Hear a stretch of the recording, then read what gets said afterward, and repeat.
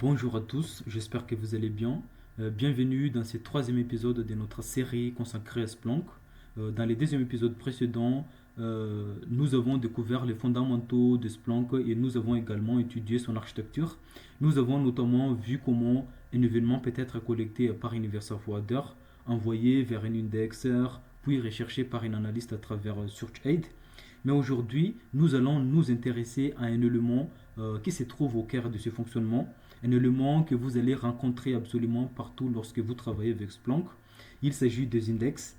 Mais alors, qu'est-ce qu'un index exactement? Pourquoi Splunk utilise-t-il les index? Et surtout, comment les données sont-elles organisées à l'intérieur? C'est ce que nous allons découvrir ensemble dans cette vidéo. Avant de découvrir les index, faisons un petit rappel de l'épisode précédent. Nous avons vu qu'un environnement Splunk peut être composé de plusieurs éléments.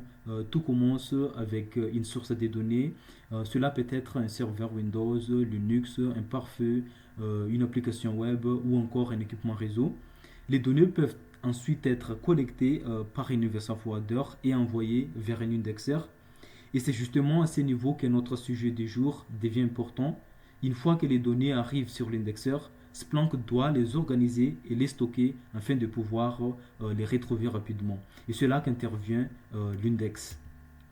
Alors, qu'est-ce qu'un index dans Splunk? De manière simple, un index est un espace logique utilisé par Splunk pour stocker et organiser les événements. Imaginez que vous ayez une entreprise avec plusieurs types de données. Vous avez des logs Windows, des logs Linux, des logs provenant de pare-feu. Vous avez également des logs provenant de vos applications web. Et plutôt que de mélanger toutes ces données sans aucune organisation, Splunk permet de les répartir dans différents index. Par exemple, vous pourriez avoir un index pour les logs Windows, un autre pour les logs Linux et un autre pour les équipements réseau. Et cela permet d'organiser les données et surtout de faciliter leur recherche. Pour mieux comprendre cette notion, imaginons une grande bibliothèque. Dans cette bibliothèque, vous avez des milliers de livres. Si tous les livres étaient placés au hasard dans une seule grande pièce, retrouver un livre précis serait très compliqué. Mais si les livres sont organisés par catégorie, la recherche devient beaucoup plus simple. Vous avez une section pour les livres de sciences, une autre pour l'histoire, une autre pour l'informatique et ainsi de suite.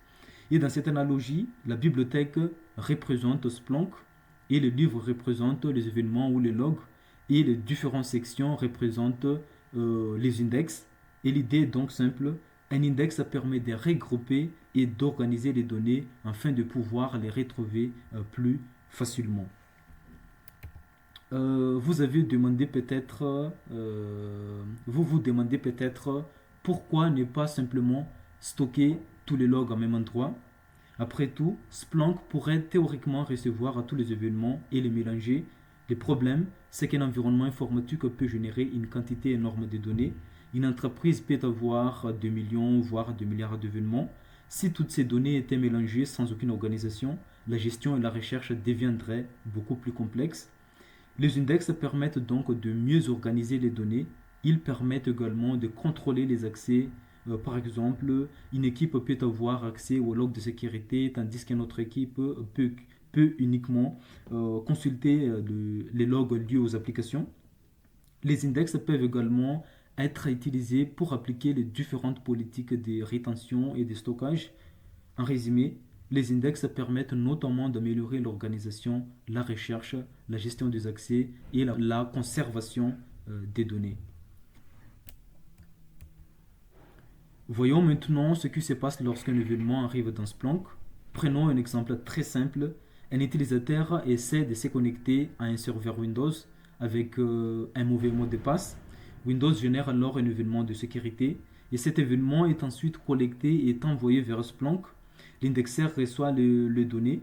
Splunk traite l'événement et détermine notamment dans quel index il doit être stocké. Une fois l'événement correctement indexé, il devient disponible pour les recherches et plus tard, un analyste peut effectuer une recherche et retrouver cet événement. Les processus, euh, les processus est donc le suivant. L'événement est généré, collecté, envoyé vers Splunk, indexé, puis rendu disponible pour la recherche.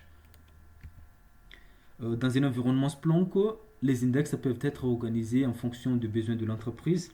Par exemple, nous pouvons avoir un index appelé Windows pour les événements provenant du système Windows, un index Linux pour le serveur Linux et un index network pour les équipements réseau ou un index firewall pour les journaux de pare-feu ou encore un index web pour les logos de serveurs web.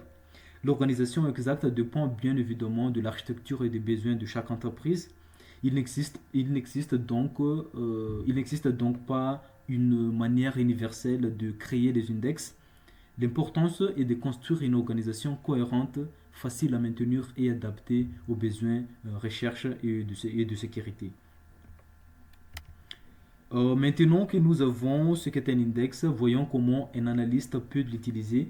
Dans Splunk, nous pouvons cibler directement un index grâce à un langage SPL. Par exemple, si je souhaite rechercher les événements présents dans l'index Windows, je peux utiliser la commande suivante index égale Windows. Cette recherche demande simplement à Splunk de retourner les événements présents dans cet index.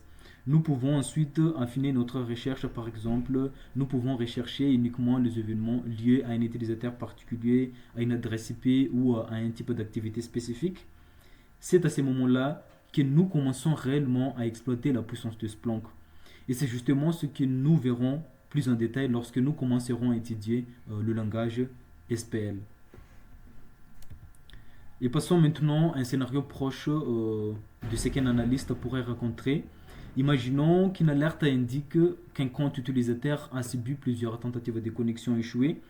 L'analyste souhaite comprendre ce qui s'est passé. Il ouvre alors Splunk et commence son investigation. Il peut rechercher les événements présents dans l'index contenant le log de sécurité. Il peut ensuite filtrer les événements par utilisateur, par adresse IP ou par période de temps. En quelques recherches, l'analyste peut identifier plusieurs tentatives de connexion provenant de même adresse IP. Il peut alors déterminer s'il s'agit d'un comportement normal ou potentiellement malveillant. Et c'est ici que nous voyons toute l'importance d'une bonne organisation des données. Si les logs sont correctement collectés et correctement indexés, l'analyste peut retrouver rapidement les informations dont il a besoin. Un autre point important concernant les index concerne les permissions. Dans une entreprise, tous les utilisateurs ne doivent pas nécessairement avoir accès à toutes les données. Par exemple, une équipe de sécurité peut avoir accès aux logs de sécurité, une équipe réseau peut avoir accès aux événements réseau, et une équipe applicative peut avoir accès aux logs de ces applications. Les index peuvent donc participer à la séparation et au contrôle des accès aux données. Et cette séparation est particulièrement importante dans les grandes organisations où plusieurs équipes utilisent la même plateforme Splunk. Avant de terminer cette vidéo, retenons les points essentiels. Premièrement, un index est un espace logique utilisé pour organiser et stocker les événements dans Splunk. Deuxièmement, les index permettent de mieux structurer les données provenant de différentes sources. Et troisièmement, ils facilitent les recherches, permettent de cibler rapidement les données dont nous avons besoin. Enfin, ils peuvent également jouer un rôle dans la gestion des accès et dans la conservation des données. Et si vous comprenez ces concepts, vous avez maintenant une meilleure vision de ce qui se passe lorsqu'un événement arrive dans Splunk. Nous arrivons maintenant à la fin de ce troisième épisode. Aujourd'hui, nous avons découvert un concept fondamental de Splunk, les index. Nous avons vu leur rôle, leur fonctionnement et leur importance dans l'organisation des données. Mais lorsque vous allez commencer à rechercher des événements dans Splunk, vous allez rapidement rencontrer trois termes très importants, les hosts, les sources et source type. Ces trois concepts permettent à Splunk de décrire et d'identifier les données que nous sommes en train d'analyser. Et dans le prochain épisode, nous allons donc découvrir chacun de ces concepts avec des exemples concrets.